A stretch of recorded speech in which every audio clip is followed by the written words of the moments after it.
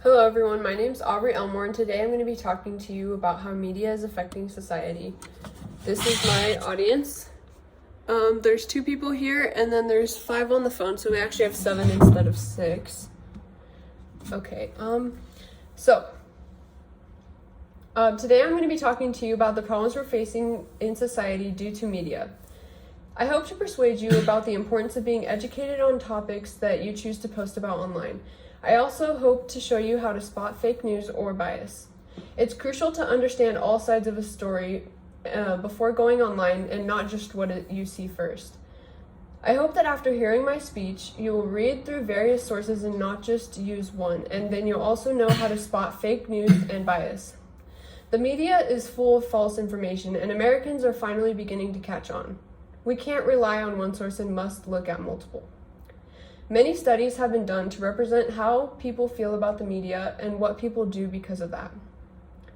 Graphs on this slide showcase studies done to show how many people feel that media is fake. The graph on the left shows the poll conducted by Monmouth University as stated by Lima in 2018. It shows that out of 803 people, 77% show that media reports fake. This means that most of the people in the study, and probably proportionally throughout the world, think the same. The graph on the right shows, as stated by Mashrin in 2021, that 72% of Americans believe that traditional news reports fake news, falsehoods, and/or are purposely misleading. This next slide shows study on how media is reporting through bias. This data comes from Pew Research's News Coverage Index in 2012, posted on LibGuides. It shows which news stations have reported through bias and also which haven't. As you can see, all have at least some non-factual reporting. Last but not least, in terms of studies, Facebook and Twitter are posting counter media. This seems to be very good results based on the chart, but in 2020, Lisa Marshall found 1,152 pieces of fake news shared through Facebook, and 171 of them came from one person. This means that even though the percentage of people posting fake news is slim, one person is posting stuff everywhere. Even though different topics all cause unnecessary disagreements, they all lead to the same conclusion. Media is affecting us negatively. The world is becoming entirely media-based. So when someone sees something that they don't like, they typically go straight to social media. This raises problems for people that aren't educated and are believing false information. There are 2 main reasons for change.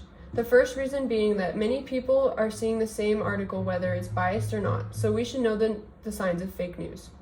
People are catching on to sources writing in false pretenses, which is causing insecurity and people aren't trusting the news anymore. Instead, we need to rely on multiple sources, and this typically means that we're going to gain the full story. This next slide shows the steps that it takes to spot fake news. This infographic comes from IFLA and is called How to Spot Fake News.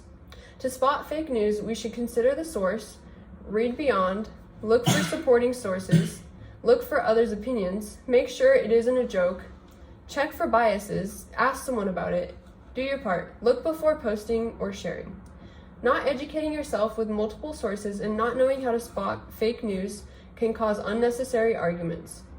Disagreements are common, but we should learn from them. All arguments are caused due to bias or fake news, typically on social media. Attempt to understand both sides instead and learn why you aren't or are for something. This might change your mind, or you might even agree with both sides. Turn disagreements into positivity and learn from them instead. This will help with the current political and social situations. The media determines how we feel about a lot of things, so when we conduct things through social media, we should do it in an educating manner. Educate yourself and others. My last point is, just Google it. Everything we talked about can be done through research, whether media is questionable, you're curious, or you're wanting to post something online.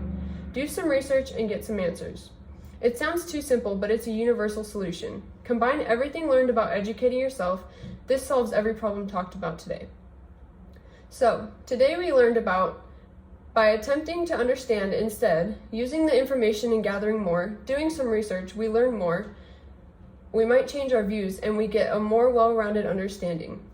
Try to learn instead of arguing and disagreeing with others. Educate yourself on the current social and political situations and also educate others. How can an exchange be fair if either or both sides aren't educating themselves and they haven't done the appropriate research on a stance or the facts associated? I hope that after watching this speech, you will consider everything that you've learned when utilizing media. To sum everything up, the answer is Google it. Solve problems through a little research. Please take the time to put this info to use, educate yourself until you fully understand the topic, and then post and comment about it. This information was obtained from a lot of different sites that are named throughout this speech and are listed on this reference page. Thank you for listening.